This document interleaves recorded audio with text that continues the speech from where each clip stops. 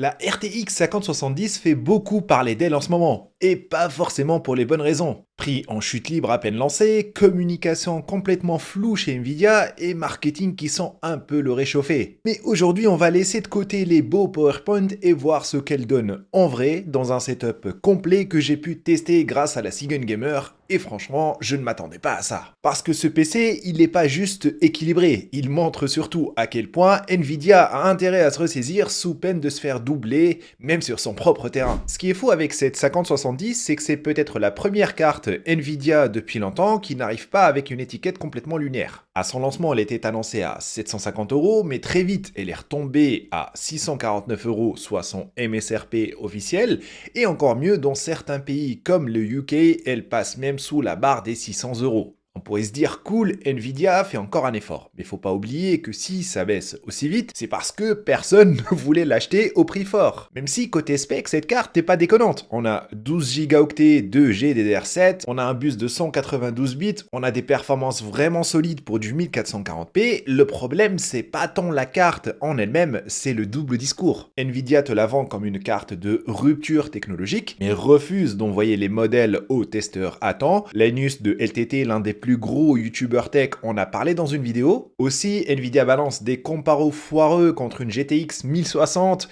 DLSS activé, Ray Tracing on sur des jeux vraiment maison et sélectionnés à la volée. Bref, une carte honnête planquée derrière une communication qui ne l'est pas du tout. Et d'ailleurs, si vous aimez ce genre de vidéo où on teste, on démonte et on vous dit clairement ce qui vaut le coup ou pas, pensez à vous abonner. Je vous prépare plein de setups d'autres cartes, y compris chez AMD, et si vous ne voulez rien rater, cliquez, ça soutient la chaîne et moi ça m'aide à continuer de créer ce genre de contenu. Bon, parlons concret. Le PC que j'ai reçu pour ce test, c'est un build signé la Cigun Gamer, un build créé par un passionné pour des passionnés, et je vous mets le lien vers le site de la Cigun Gamer pour que vous puissiez voir le setup Captain que je vous présente aujourd'hui. Et concrètement, voilà ce qu'embarque le Captain. En carte graphique, on a bien sûr la fameuse RTX 5070. Ici, on est parti sur la Gigabyte Windforce, on n'est clairement pas sur l'entrée de gamme niveau GPU Nvidia actuellement. Elle est vendue entre 630 et 650 € à elle seule en ce moment. Je vous mets le lien vers la carte en description si ça vous intéresse. Ensuite, niveau CPU, on est parti sur un Ryzen 7 9700X 5.5 GHz. Avec ce CPU, il n'y a aucun risque de bottleneck lors de vos sessions de gaming. Niveau carte mère, une carte mère B850 Gaming avec Wi-Fi embarqué, 32 Go de RAM en DDR5, un stockage de 1 Teraoctet NVMe et une alimentation 850 watts en Gold. Pareil, et c'est hyper important, il y a un boîtier bien ventilé et un montage propre. C'est un setup qui vise clairement le 1440p en ultra sans aucun compromis, voire un peu de 4K, mais ça on va le voir plus tard en jeu. Et la première impression, c'est tout est bien dimensionné, pas de bottleneck, pas de chauffe inutile, pas de pièces trop bas de gamme, et ça devient rare sur les configs toutes faites. Bon, maintenant que vous avez vu le setup en entier, la vraie question c'est simple, est-ce que ça tourne bien? Et là, franchement, j'ai été surpris et dans le bon sens, avec la RTX 5070 couplée au Ryzen 7 9700X, on tape dans une config taillée pour du 1440p ultra fluide. J'ai pu tester plusieurs jeux et je vous donne direct les chiffres. Par exemple, sur Cyberpunk 2077 en 1440p, réglage ultra plus DLSS en automatique, on est entre 95 et 110 FPS stable. Sur Call of Duty Modern Warfare 3, toujours en 1440p max setting, on a 150 FPS easy en moyenne. Le tout avec FrameGen activé, c'est ultra fluide, ultra smooth. Sur Hogwarts Legacy, un peu plus gourmand, on tourne autour des 85-90 FPS avec Ray Tracing moyen et DLSS en équilibré. Et pour les fans des jeux compétitifs, Valorant et CS2, là, c'est pas la peine de s'attarder.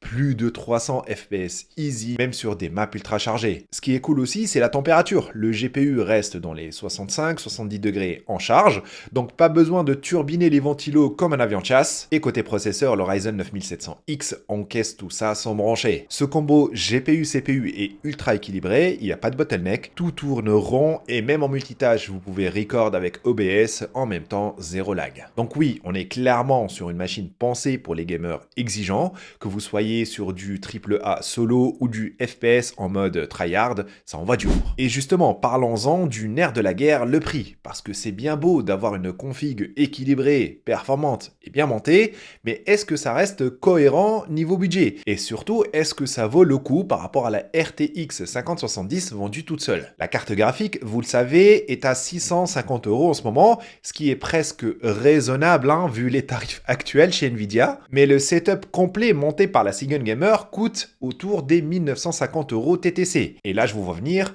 1950 €, c'est pas donné. Et vous avez raison, mais quand on regarde ce qu'il y a dedans, ça commence à faire sens. Une RTX 5070, donc déjà près d'un tiers du budget, un Ryzen 7 9700X, un CPU haut de gamme, idéal pour du gaming 1440p ou du streaming et même de la création de contenu, montage vidéo par exemple, 32 Go de RAM en DDR5 pour être tranquille sur les années à venir, le SSD NVMe de 1 Tera, l'alimentation de qualité, un bon boîtier bien refroidi et surtout un montage propre, testé et garanti. Et surtout, c'est du plug and play, vous le recevez, vous branchez, vous jouez, pas de galère de compatibilité, de câbles, de BIOS, tout est pris en charge. Donc est-ce que 1950 € c'est beaucoup ? Oui, mais est-ce que ça vaut le coup si vous cherchez une machine durable, performante, garantie, montée par des professionnels et avec une RTX 5070 bien intégrée dans l'ensemble?